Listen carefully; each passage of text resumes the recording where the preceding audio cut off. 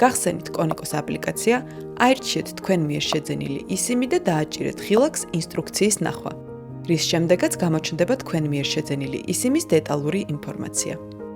ვირჩევთ ავტომატურ ინსტალაციას და გადავდივართ ტელეფონის პარამეტრებში. როცა დაინახავთ ისიმის აქტივაციის ფანჯარას, ვაჭერთ ხილაკს გაგრძელება. ინსტალაცია დაიწყება ავტომატურად და შეიძლება გაგრძელდეს რამდენიმე წუთი. თქვენი ისიმი უკვე დაყენებულია. ახლა გავიაროთ პარამეტრების შეყვანის ბოლო ეტაპი. ძირითად ხაზად ვირჩევთ პრაიმერის, რათა სატელეფონო ზარებისთვის თქვენი ნომერი შენარჩუნდეს. იმავეს ვაკეთებთ მოკლე ტექსტური შეტყობინებების შემთხვევაშიც. მობილური ინტერნეტისთვის კი უნდა ავირჩიოთ კონიკოს ისიმი.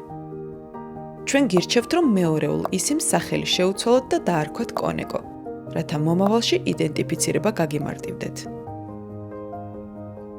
საბოლოო დანიშნულების ადგილას ჩასვლის შემდეგ არ დაგავიწყდეთ კონიკოს ისიმზე როუმინგის გააქტიურება. წინააღმდეგ შემთხვევაში მობილური ინტერნეტი არ იმუშავებს. სულ ეს იყო. ნებისმიერი შეკითხვის შემთხვევაში შეგიძლიათ დაუკავშირდეთ კონიკოს მხარდაჭერის გუნდს.